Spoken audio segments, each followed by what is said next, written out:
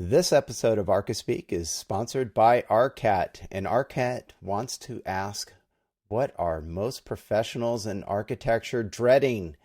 Of course, that's editing down a manufacturer's specification.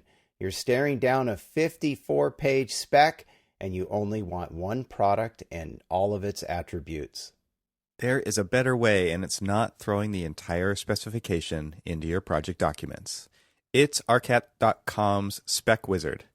Spec Wizard is a unique tool that allows you to specify a product in minutes, not hours, by turning a spec into a simple-to-use website. Just select the products and options you want to specify and generate a 3-part CSI spec in multiple formats. Best of all, it's free. Free, I tell you. Free. And it requires no registration. Go to Arcat at arcat.com and try a better way of specifying projects. Spec Wizard, I tell you, it's the bee's knees.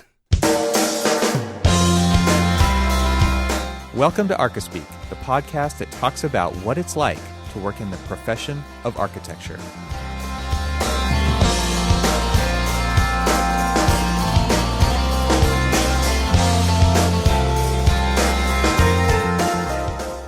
Welcome to episode 138 of the Archispeak podcast. I'm Neil Pan. I'm Evan Troxel. And I'm Cormac Phelan. All right, so Toys R Us is closing down. What are your feelings and your thoughts about this? Sad. Sadness. Hashtag sadness. Sadness. Deep and complete sadness. So what are some of your memories of Toys R Us from when it was in all its glory? Because it's been in decline for a very long time. It seems like. Legal or illegal memories? What? What does that mean? I think the statute of limitations has probably expired on you, so. Yeah. I'm not saying I did any No, now we have to know what that. You put it out there. Yeah. My happy memories were is when, was it Toys R Us? No. I'm going to have to text her and ask her. My sister used to work in a toy store, and I'm pretty sure it was Toys R Us because I do remember the giraffe. But she, this was back in... That was Jeffrey. That's right. Yeah. And so she, you know what? Maybe it was the decline of Toys R Us is because we don't see Jeffrey often enough. That might be. You know, or maybe when he retired. There's a correlation. As CEO. Yeah. Gotta be. We gotta find out when Jeffrey stopped making public appearances. You tell your story. I'll find that out. So she used to work, so she's a few years older than me, like 8. And so when she was working, she would, they give you discounts when you work there and all that other stuff. And so she'd buy me and this is not this is actual legit. I had every single solitary Star Wars toy from the original line, and I just, had everything. And I remember when, and so she would like bring everything home, and I would have everything. And I remember I accidentally lost one of the Imperial, just the guys in black, and I asked her if she could get me one, and she wouldn't or couldn't, and I had to take it upon myself to go get one. Wow. I'm getting one no matter what. I now getting one. I now understand the lead to this question. Jeez. So yeah. So you asked before we started recording if you could go back to any store. I would go back and buy those toys. Yeah, it was and funny bring them back because they're worth a mint. They're worth a mint. So for anybody who's like, what? Yeah, sorry. So a friend of mine posted on Facebook that if you could have $2,000 in 1980s money and go back in time to 1987 and have 3 hours to go shop in a 1987's vintage shopping mall with all of its glory of the fantastic stores and everything else. B. Dalton What would you buy? bookseller? No, Yeah, exactly. I would not be going to B. Dalton. I love B. Dalton though, because they were the only ones at the time Walden who were selling Books. comic books. Okay, yeah. Walden They had a Books. good magazine the one, rack, actually. that's for sure. Walden Books. Anyway, back to that Yeah, other sorry. issue. I'm not going to say anything about like Walden Books and long jackets. Nothing. Well, jeez, klepto. God. Not me. What? I hated jackets. Moving on. But my friend. Yeah. No, but my friend, he knows who he is. I felt guilty, and I'm just like, dude, you should go back. Anyway, so you have three, you have 3 hours to go shopping, and bring back what you bought. What would you buy? And there were some fantastic ones. Mine was jokingly is like I would go to a 1980s Spencer's that has like all the what we thought were the cool graphic tees that are now these cool hipster vintage tees, and I would just buy $2,000 worth of them and bring them back and sell them for $100 and increase my profit. So I'm a business minded fellow. Yeah. But the one, and you just alluded to it, the one that was probably like, that's the better one. That's more business minded. It was just stock up on Star Wars toys, and basically you would have unboxed in brand new, pristine condition with no folds on the sides of the box and all of those other things. And, you'd just be able to do that, or maybe go and find, because it's in Walden's Books, find those really, the comic book that has, has tripled in value or quadrupled or, just, it was a limited run. I mean, I actually just found my Death of Superman. And I had 2 Death of Supermans, one in the black packet.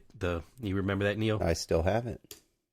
Is it in the black, the all black Of course it is. plastic wrap? Never been opened. Oh my gosh. See, so I got 2 of those. I got one to open and one to save. Yeah, and you and about 10 million other people. Yeah. It has no value. It's just a cool keepsake. Yeah. You have any Toys R Us memories, Neil? Oh, well, here, I'm going to give you a little update on Jeffrey here. He was finally retired in 2007. That's a long run. Oh.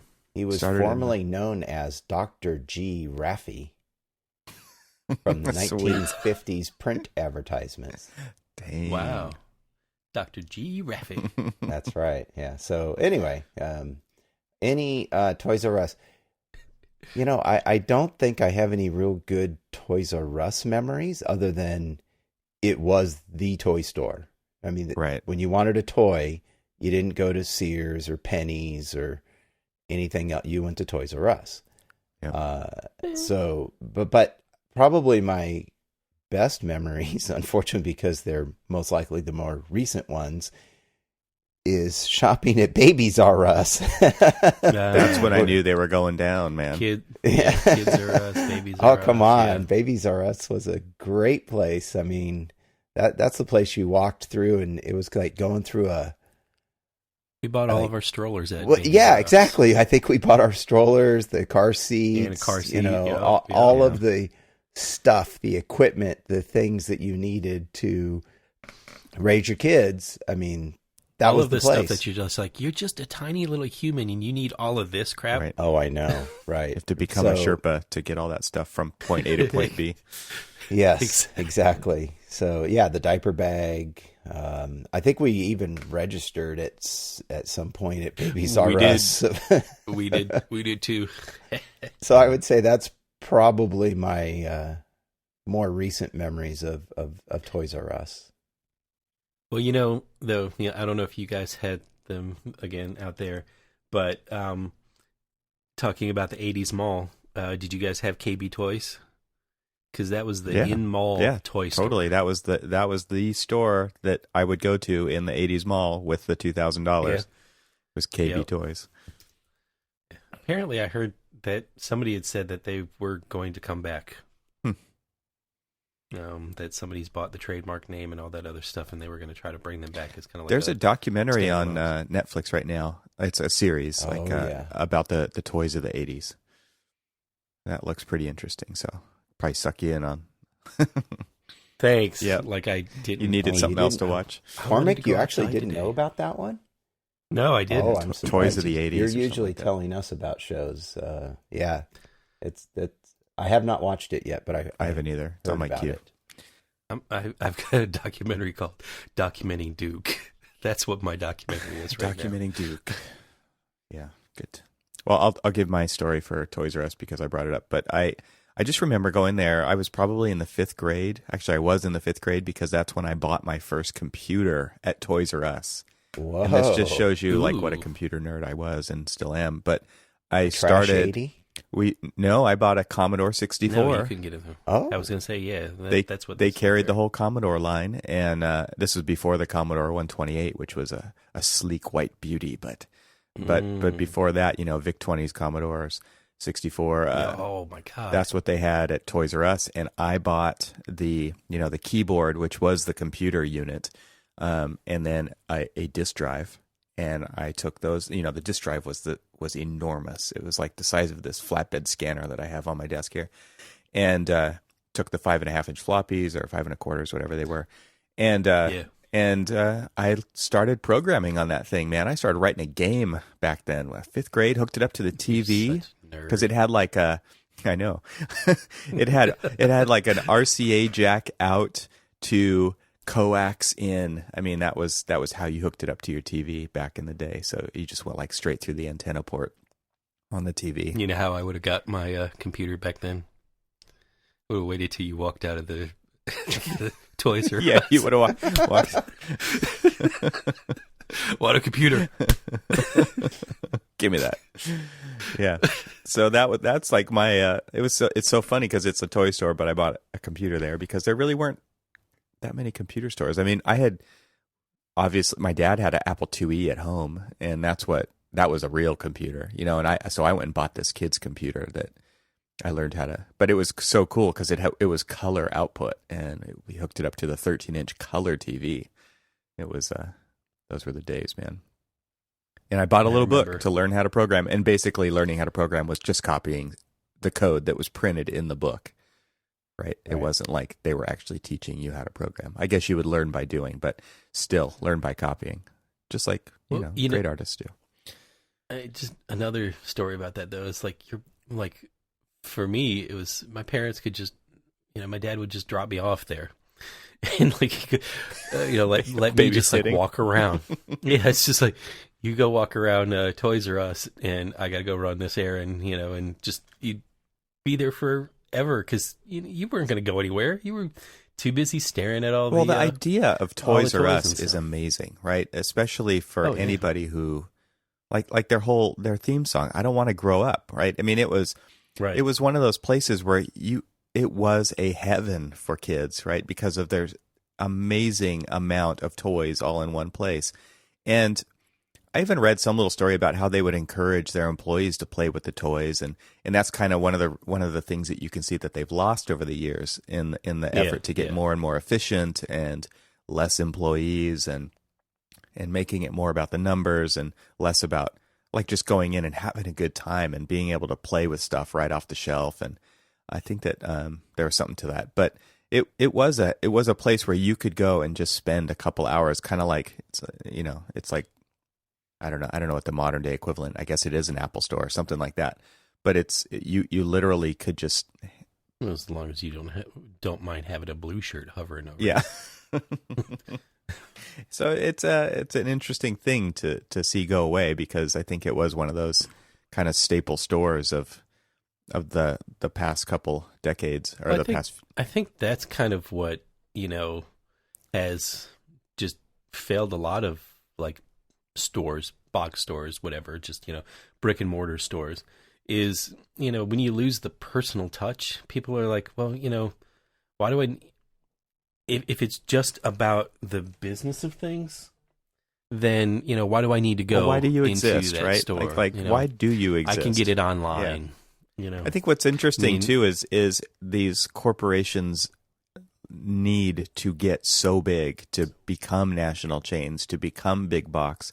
It really does kind of suck the uniqueness out of it, right? And so it does become a numbers thing and a management thing. And I think the bigger you get, I mean, I can only imagine what the small homegrown toy stores, like we've got one in our village. We've got a great one that, you go in there and, you can find the nice little old wooden toys and, just kind of the things that you would never find in like interesting the big stuff, box stores and stuff. And what's neat about that, I guess, is that I hope, it's probably been a huge struggle for them to survive over the years with Toys R Us's and Targets and Walmarts and all these big box and Amazon, right? Because they've got so much more selection, but these other ones have character and they care about toys, and they're more expensive, but they're local. And so I wonder what it's like, that for the toy store, like in the village where I live versus,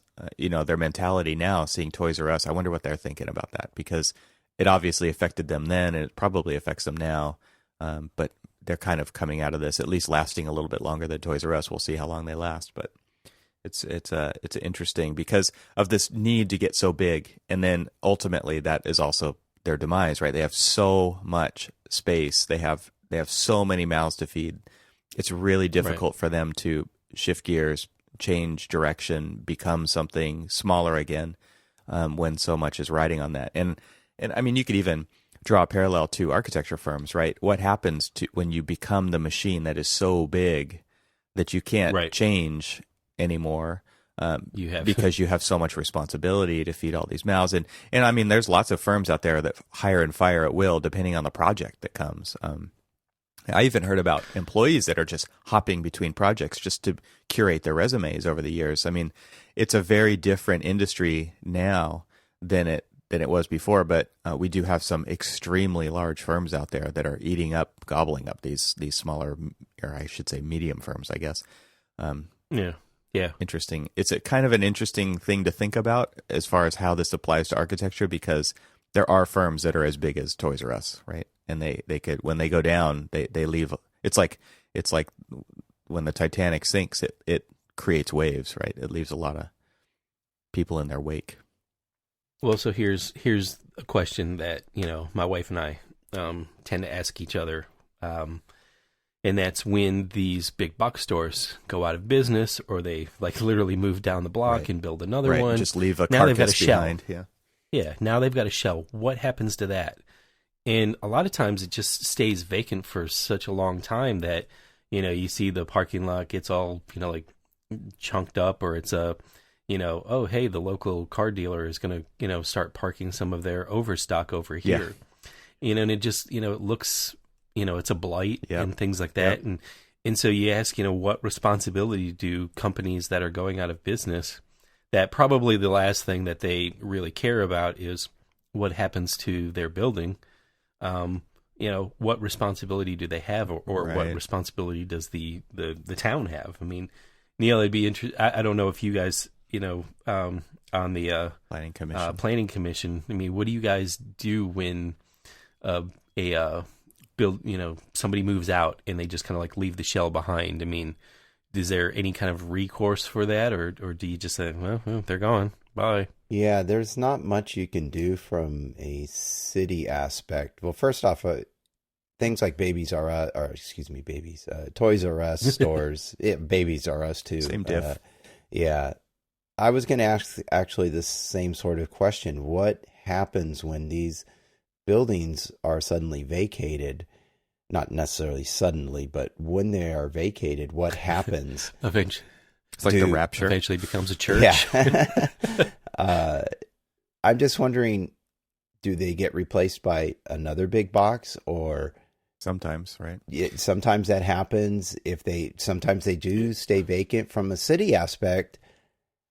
I would say that's where the Halloween stores pop up. That's where the Halloween. Yes, actually, that's so true. It's where the Halloween stores pop up. It's where eventually perhaps another store moves into, because they either need more space, or what has also happened is sometimes those larger spaces get broken up into smaller spaces. And so you get multiple stores inside these larger buildings.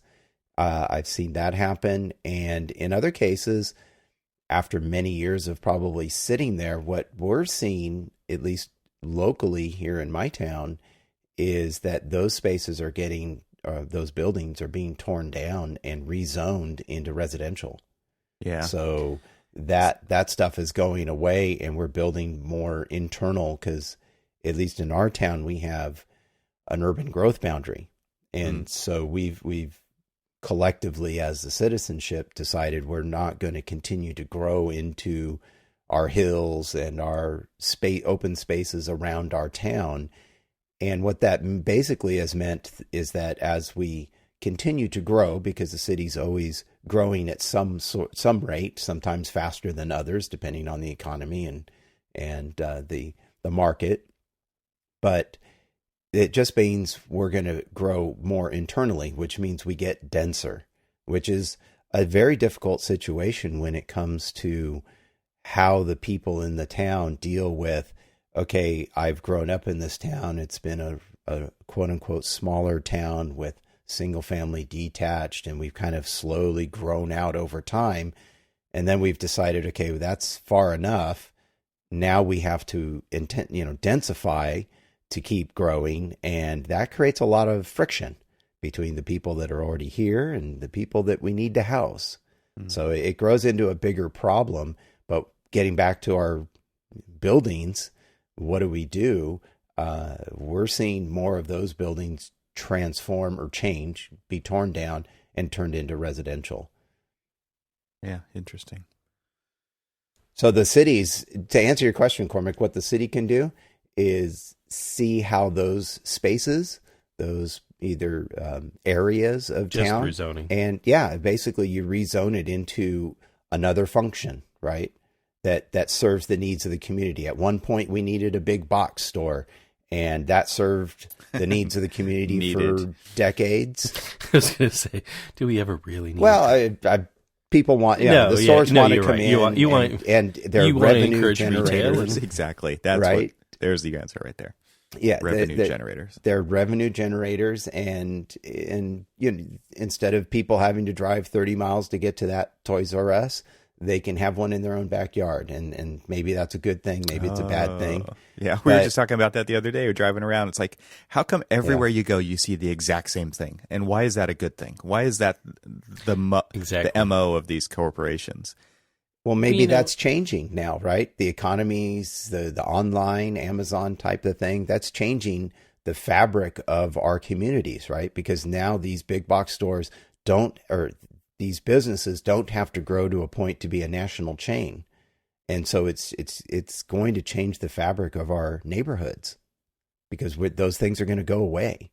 I think that answer, getting back to what you asked, Cormac, what do cities do? We adapt. And we change our zoning, we build different things.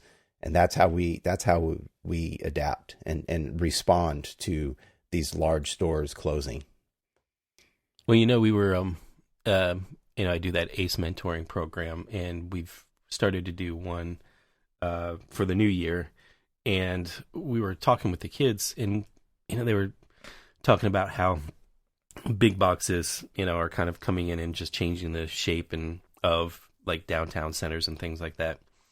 And we were using kind of like the Towson, Maryland as an example, because that's where this particular project for this year's mentoring session is taking place. And so they were, looking at like, if you drive down this road, there's a bunch of big boxes in this little small downtown that's now just grown up as big box chains and faces and stuff. And I was just like, well, they're like, well, so everything's kind of looking the same. And as you guys just said, we were kind of like homogenizing everything and making it look all the same. So, you're in one city or the other. And I was like, well, you could do that, or cities could take control and kind of mandate what things are. If you want to, come into our city, you've got to conform to our design standards or, an aesthetic or something like that. and I started to pull up. I was like, for the longest time, Walmart wanted to move into DC.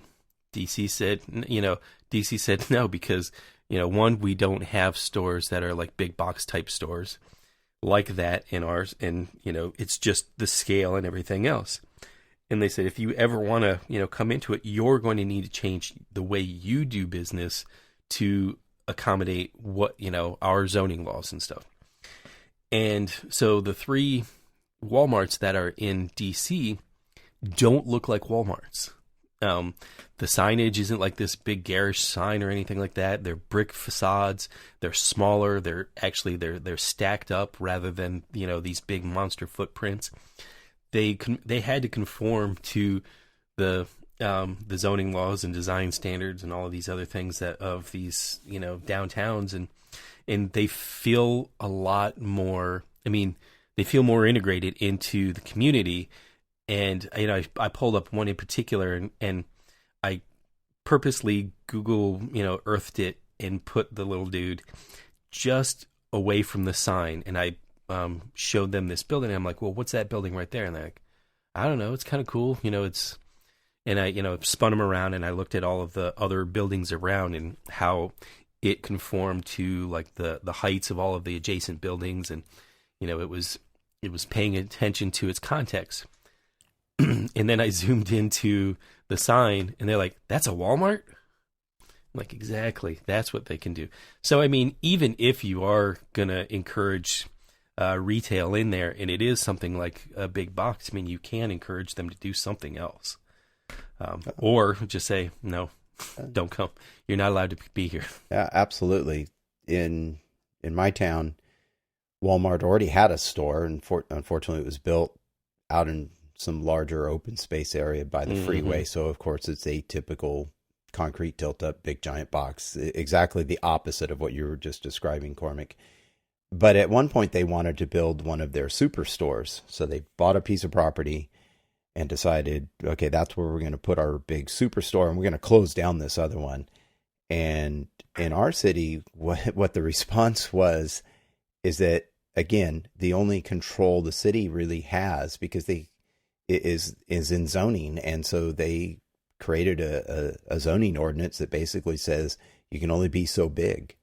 And that limited what Walmart could do. They couldn't build their superstore. And I'm probably glossing over all the details and getting things slightly wrong here. But essentially, they just said, yeah, you can't have that large of a store in our town.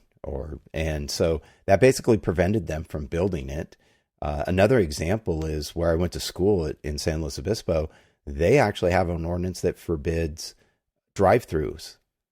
So yeah, we don't have drive-throughs. There's no drive-throughs. Any sort of store like or not retail, restaurant sort of fast food places. There's no drive-throughs in San Luis Obispo. If there are any, they're from before that happened. So but in order to encourage walking, reduce encourage traffic, walking, people getting stuff out of their cars, the pass-through sort of activity that promotes. Right. They don't want it to become the place where people just stop on the side of the freeway, when they're driving up the 101 and just keep on going through. They want to encourage them to get out of their car. That's right. Smell the fresh air. Stay a while. Yeah. It's like a I don't know how well that works, but... Yeah. And honestly, that's what you want. Yeah. Well, and that's, I mean, those are the things that we can do as a society or communities to prevent things like that from happening. If we don't want to see those things in our town, that's the way we can control these things. Yeah. So. Well, this kind of leads into, I guess, down a tangent, but the whole idea of creativity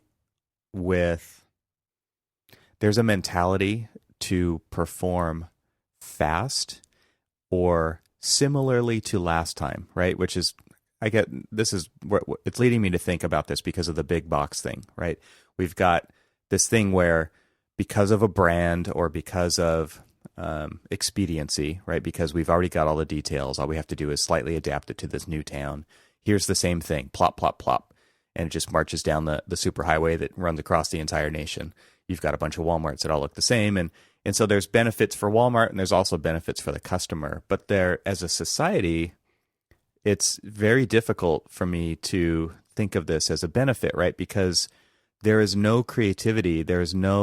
It's like that. There's one answer. Here's the answer, and I'm going to do it as many times as possible. And to me, as a designer specifically, or as an architect, I mean, it's one of those things that just pains me to no end. Like I went into a Lowe's the other day, which is like a home improvement store, like a Home Depot, and holy crap, you can't find anything because it's so big. And yeah, I'm sure it's the same as every other Lowe's out there. But it's just one of those things where, you know, the lighting is bad, the people are not helpful if you can find them. And so like in the name of just making it like this template, this cookie cutter thing where, you know, once you know a Lowe's, you know every Lowe's, like there is some benefit to that. But at the same time, it's just this enormous thing that occupies an enormous site with like 4 times the amount of surface area for parking as the store. Right. And these are the kinds of things that it's like, this is encouraged, right? The city wants this because it's a revenue generator. People want it because they understand it. Like I know that if I go to an In-N-Out, I'm going to get the same thing. I know that if I go to a McDonald's, I'm going to get the same thing no matter which McDonald's I go to. But as a designer, this leads me to the type of project that I recently worked on where it's like, okay, you've got 5 minutes, come up with a good idea. And so we call those charrettes. There was our idea, and now we're going to reuse that idea over and over and over again. And so I found this graphic, and I'm going to throw it into the chat here real quick so you guys can see it. And we'll post it in our show notes. But it's a poster by Austin Kleon, who's an artist and an author. He wrote a book called Steal Like an Artist, which was fantastic. You could read it in an hour, and it's just got a lot of like fist raising, hell yeah kind of stuff in it. And here's what his poster says. It's just a text poster that he wrote. It says, I want artists to say all the right things. I want artists to stick to a script. I want artists to run every statement through a PR department. I want artists to think the same things that I do. I want artists to be on brand. I want artists to be totally predictable. I want artists to never disappoint me. I want artists to play it safe. I want me and my artist to be best friends forever. I want artists to do and be all of these things, and then I want to be allowed to complain how boring art is. And to me, that is exactly what, like the catch-22 that we are in so many times as architects, and just like thinking about the cities around us and the places and the spaces that we frequent and occupy. I mean, this is the tract home mentality, right? Like, I want a custom home because, you know, I want the faux brick on the outside. Or I want the third car garage instead of that office. That's custom, right? But I want to elevate the level of design, but I want you to be totally predictable. I want this to all fit into my spreadsheet, right? I want you to design this in, 20 hours. There you go. Be creative. And to me, design is a struggle. And if it's not, if you're not learning anything, you're probably not getting any better. And so the mentality to put a clock onto things, if it's really, it just seems like, if it really is run by the bean counters, how do you balance that with the time and environment to be creative? And as consumers, are people even asking for that? Do they care? I mean, this is kind of the crux of what I'm thinking about. I mean, it is difficult to be creative. So how do we create the space and how do we create the environment to allow us to do that? Because it really does seem like this is an epic battle. It's a deep one. Yeah. It's this. We've talked about the drive-through process, the creative, right? the drive-through architecture, right? People don't want to pay for it. Drive-through design. They want to go straight to window number 2 and just pick up the food. And so we have to be efficient. But like, is that our highest priority? Is it? It's interesting because there was a project that I recently worked on where it was like, okay, we have this much time for design. Okay, well, Yeah. What's design?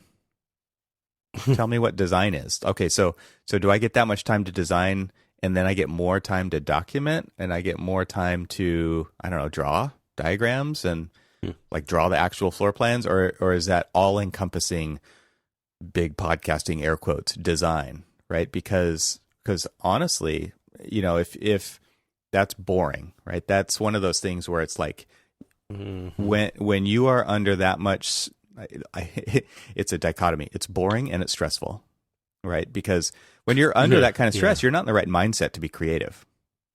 No, because you're designing by the clock, as you just said, and you're just like, oh God, it is 9:00. Punch in, design. 5:00, punch out. It's like that. That's not how it works. Yeah, it reminds me. There was this documentary that I was watching with one of my kids, and it had Phil Tippett, and Phil Tippett is a famous movie prop master, animator. He animated puppets. I mean, he's an amazing creative force. He was the guy who did all of the puppetry in Star Wars, Jurassic Park. When it was all stop motion, all that kind of stuff.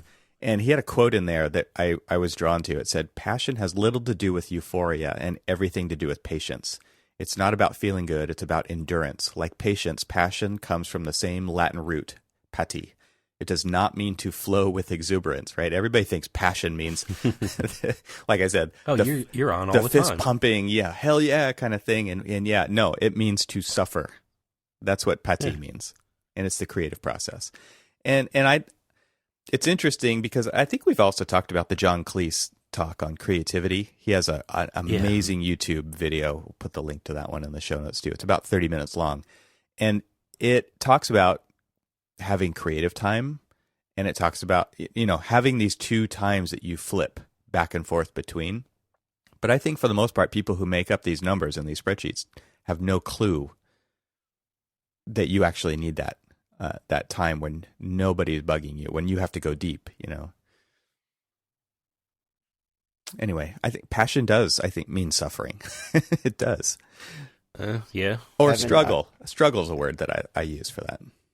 I would say, I don't know if I have an answer to that, but I think one response I would say, do people care? I think there's people like us in this industry, in our architectural industry, that certainly care. But I think in general, the general populace of people, they don't care. They might care a little bit, but it's not their top priority. They worry about, who's winning the basketball game tonight, or other, their kids, or Michigan, or let's not get into that.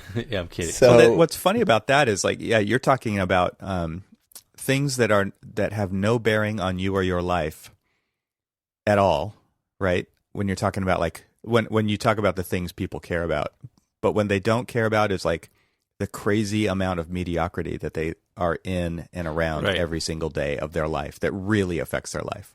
Yeah, but I'm not sure people really notice that. I mean, when it comes to the place they live, they want a place that is home. It's comfortable. It meets their needs. It's got enough bedrooms for everybody. It's got enough bathrooms. It has a kitchen that is efficient or functional. And if that meets their needs, sure, would everybody like nicer fixtures, or would everybody like more or larger space, or a nicer house? Sure, probably, but maybe that's not their biggest priority. They don't really care, or they drive a Chevy, or they drive a Ford, and it's just transportation. They don't care. The people that care drive the Tesla, or send drive that the hate Camaro. mail to Neil. What's that? I'll give you his address. Hey, It'll be, all of our you'll see addresses it. are available. Yeah, but I'm not so sure people really. Well, so you say care people, about but that but stuff. people is a general term, right? And so I guess my charge to all of our listeners here is to think that I think there's a lot more room at the top than we give credit to. I think that there are people out there, a lot of people, where design wins with. And I think that I think we need to shoot higher. I think we need to make something for those people. And less so much that large band in the middle that you're talking about. Because I really do feel like people have curiosity, they have passion, they have taste. And I don't think that the thing that works for the majority of people out there needs to work for such a majority. Like there's so much of that stuff. There's such a large surplus of that stuff. I would contend that even that middle band that we're talking about here is going, they care about design too. They just may not know it. You know, Mm-hmm. I mean, I come from that middle band or that lower band that, you know, normally just need to fulfill the needs of, like, I need a grocery store, I need this, I need that. But I spawned out of, you know, a desire to actually want that kind of like middle kind of mediocrity to be better. And so I think people want to have better, they just may not know they do, or, you know, all they've been offered up is, you know, mediocrity, and so they've accepted it, and they say, okay, well, this fits my need, this is what I want to do, because I've got other things to do, you know, with my time, so I don't really care what my store looks like or things like that. But then if you look at when they go on vacations or things like that, and they seek out those like cool little places, like, you know, hey, let's take a walk down in Evans Village, and That's what they call it. Downtown. Yeah, well, downtown. Yeah.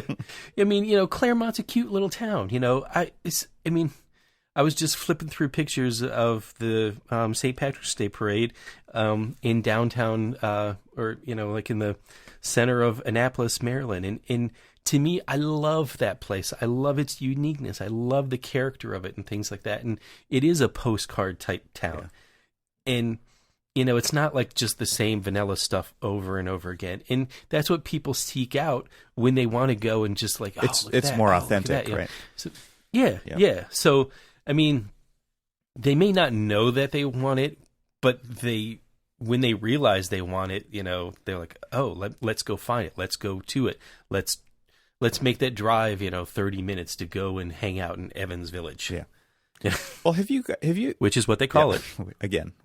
That's what the big sign says.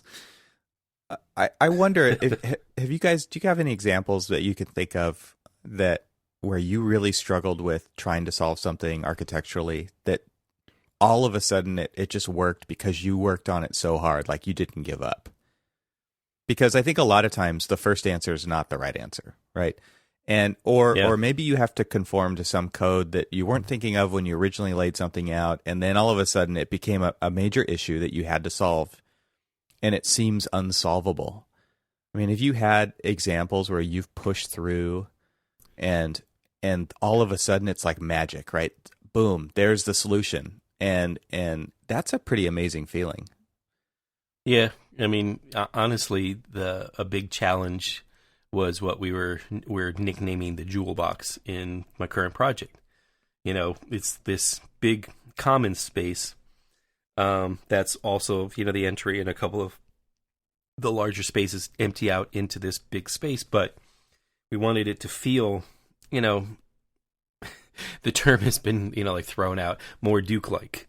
But, you know, it was just this space that, you know, had to have some kind of like reverence back to the tradition of collegiate Gothic, but, you know, in a more modern sense. And, you know, and that's a really hard thing to do because, you know, when you're talking about collegiate Gothic, you're thinking about tradition. You know, you're not thinking about the modern take on what that means. And so, you know, everybody had an idea of what that meant, and, you know, and trying to like mitigate everybody's expectations and also come up with a design solution was enormously tough. And we went through, God, it feels like months of iterations of it.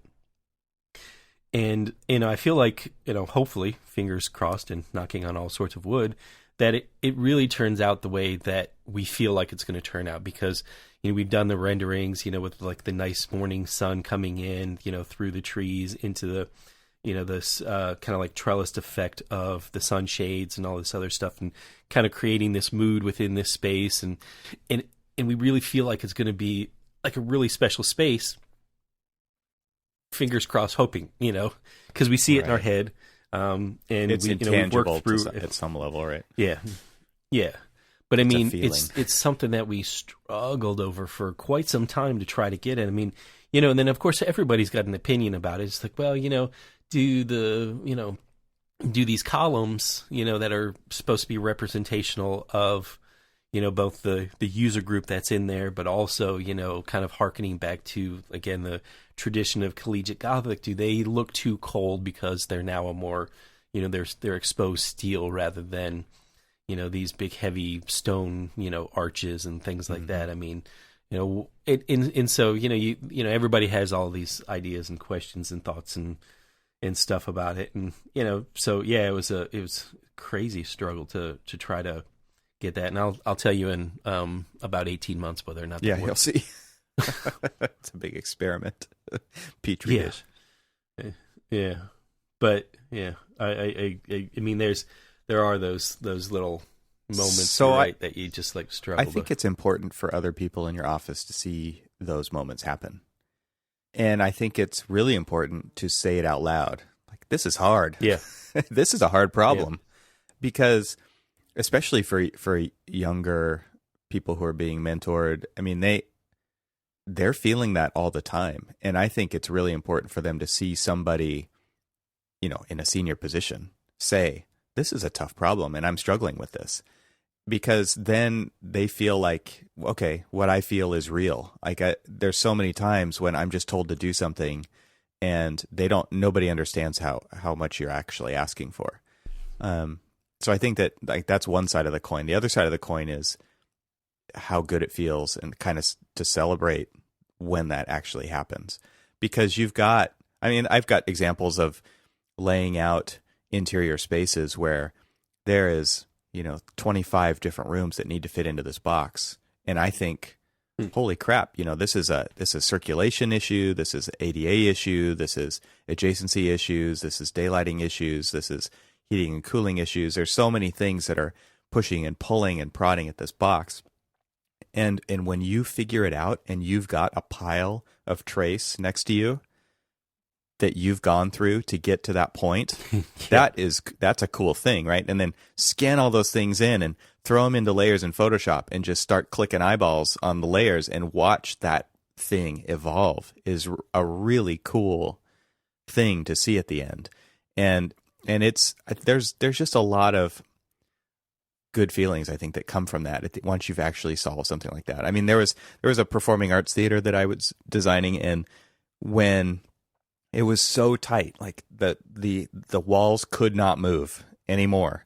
The row spacing could not get any tighter. It was as tight as it could get because of code, right? Like this is as close as they can get, which is not what you really want in a theater. But it was the point to which it had gotten. We have to have this many seats in the theater. We have to have it like this. There's not going to be continental seating. It's we're not going to do these aisles. We're going to do it like this. And it's like you get to a point where, holy crap, where is we've got a control room at the back. It's elevated. Where is that ADA lift going to go?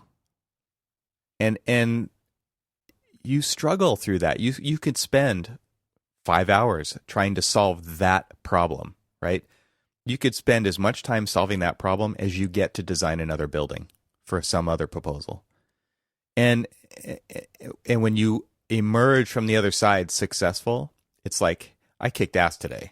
It's an amazing feeling that most people just don't understand. And it is a custom solution. It is something that no one will ever notice when they actually go visit that building. But it's one of those things that you go through that makes you feel like an architect. And it's a neat thing, I think, to experience. And I just hope that, we can all experience little wins like that every once in a while. It's a cool thing for sure. It's one of those reasons of why I like to do what I do. Exactly. I mean, yeah, I couldn't have said it better. Yeah, it's good. Good stuff. I just to bring it back to the whole design as a struggle thing. I would like to know what our listeners have struggled with. What are the little stories that, if you can type it up or tweet us or post it on our Facebook page or post it to your blog and just send us the link so that we can read about it. I think those are the kinds of things that our community understands and helps us get stronger as a community, because we are all in this together. I mean, whether you feel like that or not, I mean, this is a profession. It's bigger than you. And it would be cool to hear those stories about how you've struggled through stuff, because, commiserating is fun, but also it makes us stronger. Like, we can all teach each other something. And if you could show us kind of a little bit of insight into what you've struggled with, I mean, I think that could definitely benefit other people. A little bit of homework, huh? Yeah, a little homework. Why not? All right. That's it. Everybody, you got some homework. Tweet us. Do it. Do it. And I got a big spider walking across my keyboard. Yikes. That's what happens when you podcast in the basement, man. Exactly. That's their home. Sitting here watching it, kind of like don't freak out. You don't stay freak over out. there. Yeah. All right. Well, let's What wrap kind this of up so spider? Cormac doesn't get a spider bite here. Yeah. All right. Well, hey, I just want to remind everyone this episode is brought to you by Arcat, and the music is by System Kid. Make sure you check them out on iTunes. You can subscribe to Archispeak on Apple Podcasts or whichever podcast app you use. Be sure to check out the archive at archispeakpodcast.com, where you can stream or download every episode we've ever released and find links to articles referenced. We can be found on Twitter, Facebook, or via email at archispeakpodcast.com. Thanks for listening, everyone, and stay subscribed. See ya. Bye.